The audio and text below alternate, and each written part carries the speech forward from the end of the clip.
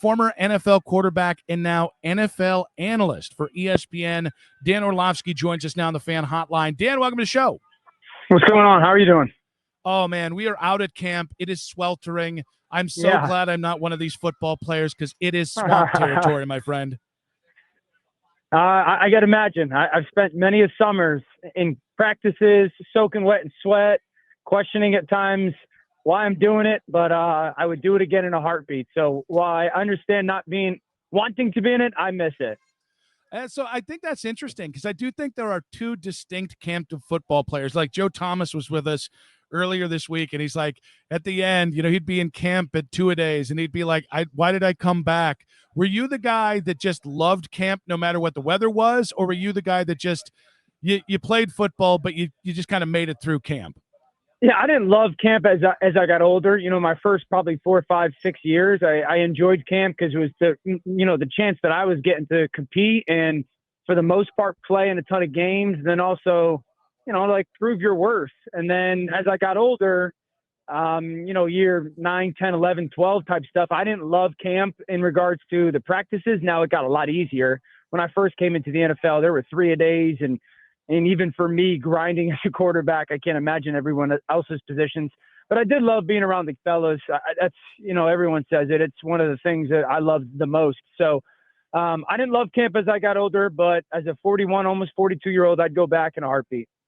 All right, so let's get to the Browns here. The Browns over-under from Vegas is 5.5 wins. And I asked a bunch of people in the media what they thought. I got pretty split returns. Are you taking the over or the under on the Browns at 5.5 wins this year?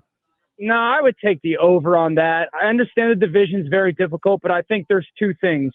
One, the coach and the general manager know they need to win, and that's something, that paranoia, that urgency, that just refines a focus level and it builds that whatever it takes necessary mindset.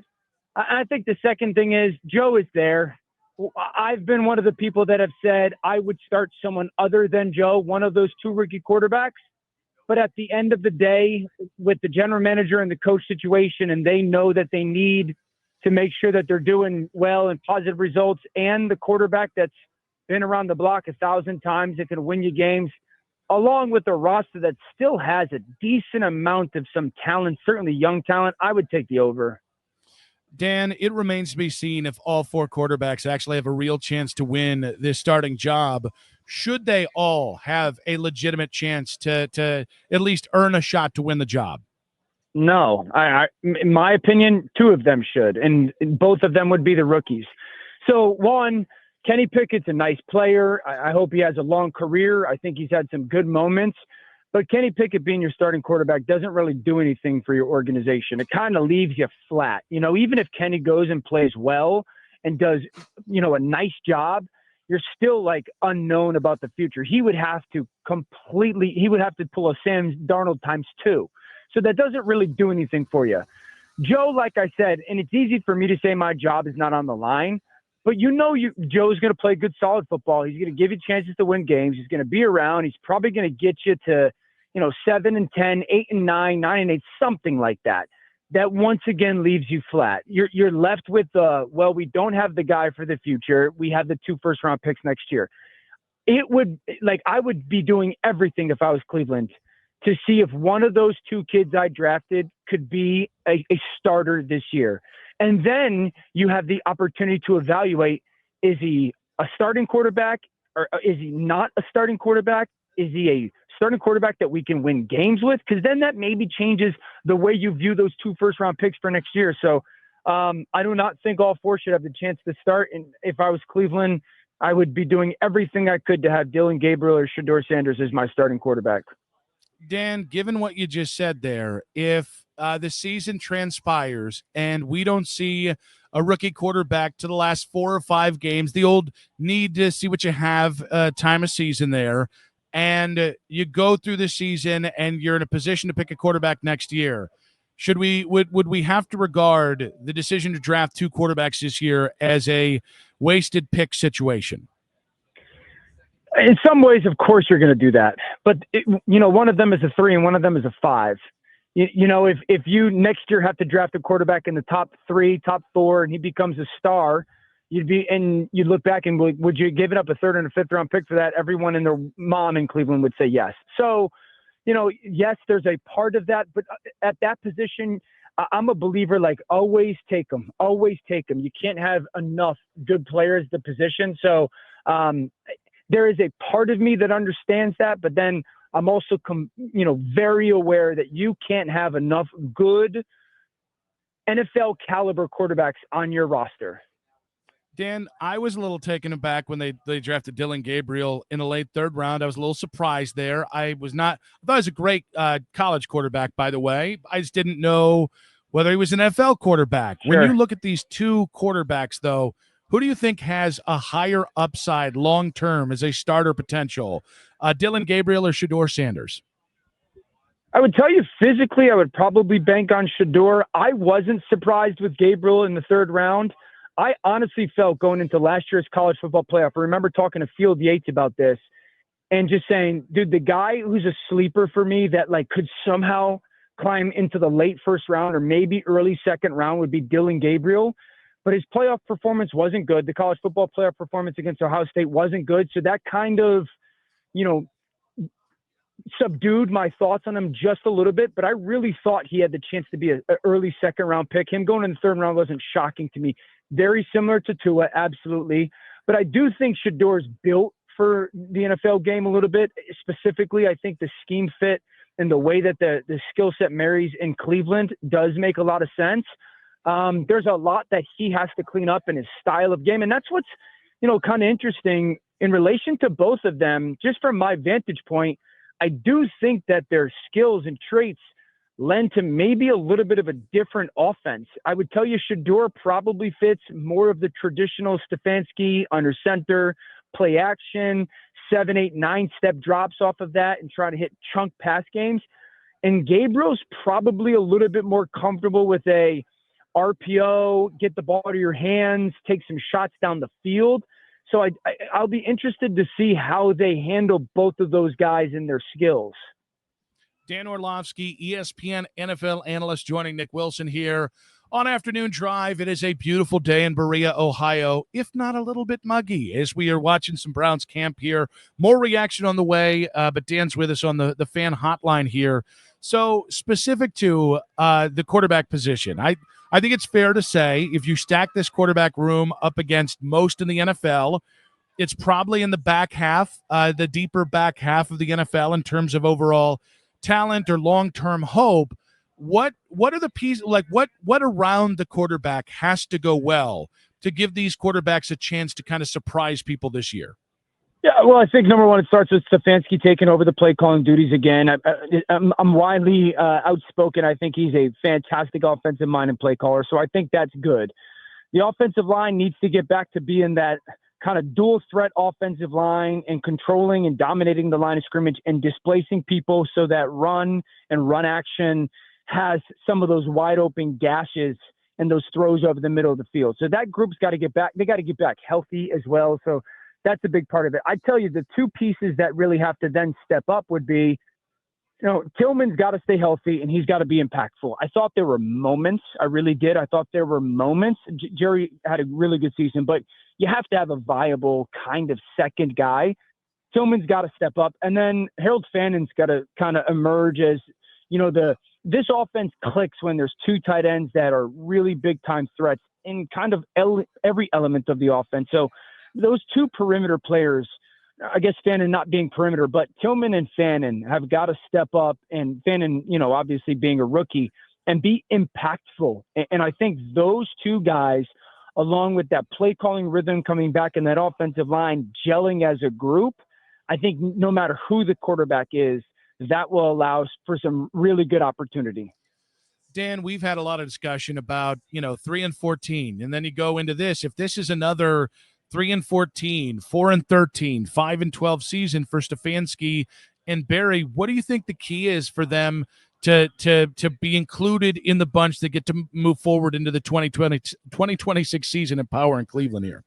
Yeah, I would tell you, obviously it depends on what the health of your football team is. If your football team's very healthy and, you're 3-14, and it looks like they've given up and there's not a continuity and the message has fallen on deaf ears, that's a problem, no matter who you are in the NFL. I think a little bit for specifically Andrew Berry, because I do think he's built some pretty good rosters over the past couple of seasons. A lot of it's going to come down to how Mason Graham plays, because the trade was made. So how Mason Graham plays, and then do either of those two quarterbacks show some signs? You can go 4-13 playing a rookie quarterback, and there'll be some glimpses, and you go, oh, okay. And so maybe that keeps you around. And then for Coach Stefanski, I do think it's just the way the team plays, the health of the team. Do you still find you being very competitive later in the season? So, it's a production-based business. It's a results-based business. Those guys know it, and they know that there has to be some good success. Dan, looking around the AFC North, Zach Taylor and Joe Burrow on the we got to play more in the preseason train. I have my opinions on it, but should the Bengals be playing Joe Burrow a significant amount in the preseason this year? Yeah, I've always been a believer in playing guys. I know teams have skewed from not doing it, and sometimes it works. But I've always been a believer in playing guys, get them to stay sharp as much as possible. Especially, we can all sit there and live in the world. Well, it's a 17-game season, and that game does matter. And how you're playing in November and December is a huge part of your playoff potential and push.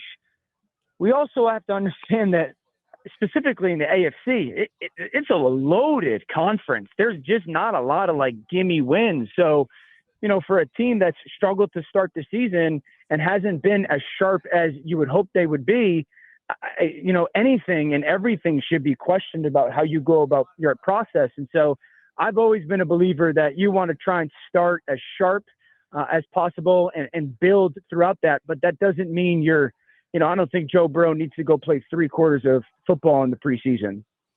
Dan, looking to Pittsburgh, in terms of the Aaron Rodgers acquisition, the plan going into this year, they've taken a lot of heat for this plan because it's more of a 1-year all-in plan, and they've done a succession of those. How do you view Rodgers and the Steelers this year and their ceiling? Yeah, they're a fine football team. They're good. They're not Super Bowl contenders.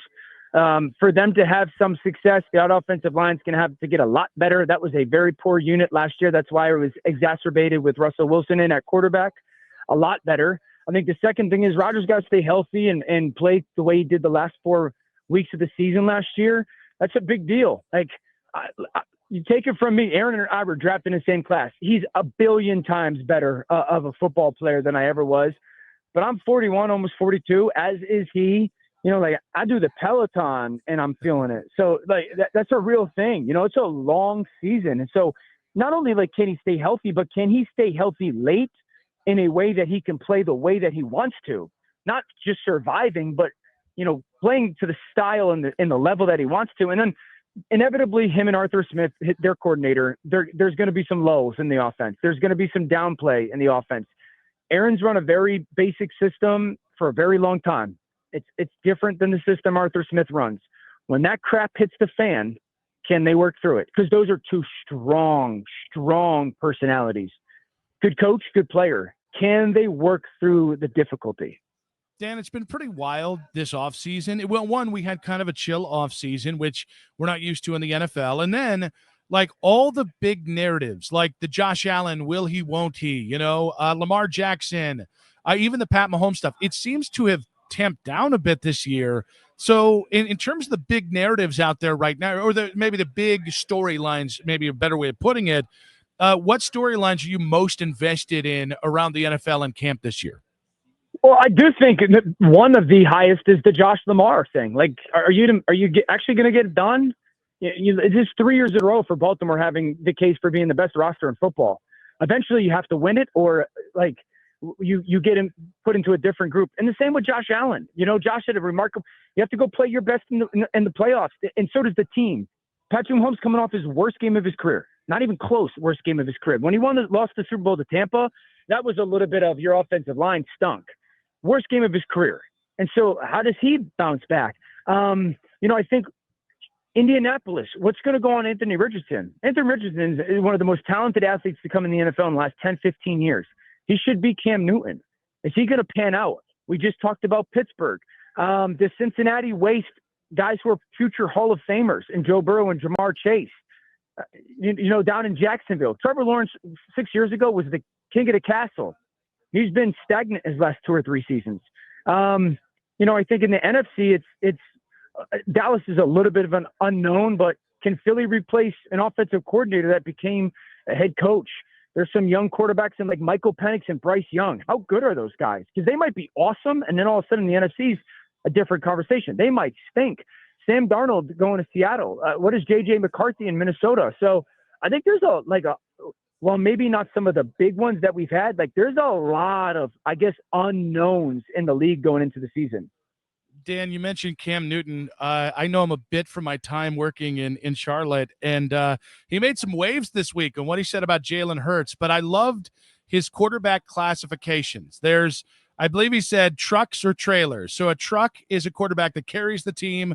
A trailer is a team that carries the quarterback. So yeah. Can I give you a couple quick quarterback options, and you tell me whether they're a truck or trailer? I want to fix something real quick. I believe Daniel Jeremiah was the first one to bring up that analogy of truck or trailer. So I think Daniel Jeremiah from NFL Network, that was his kind of thing that he's been using for a couple of years, but it does make a ton of sense. We will give Daniel the full credit there then. So I'll ask you, Jalen Hurts, truck or trailer? Listen, he won the Super Bowl. So at the end of the day, it's a truck. Like we can't kill guys for having a good team and winning the Super Bowl. If he went there and stunk and lost it, different conversation, but they won it all. Justin Herbert. Right now, he's a truck. Dak Prescott. I'd tell you trailer. Okay. Final one here, Baker Mayfield. Truck. Oh, yeah, you're right, too. Last year was so good. He was so good last year, and it really stinks. He's been good every year. He's been healthy in the NFL. All right, Dan, you were great, man. You're always so great with your time. Thank you so much for making time for us. And football's back, and we're happy to have you back, too, bud. Have a good summer, guys. You too. Dan Orlovsky there, ESPN NFL analyst.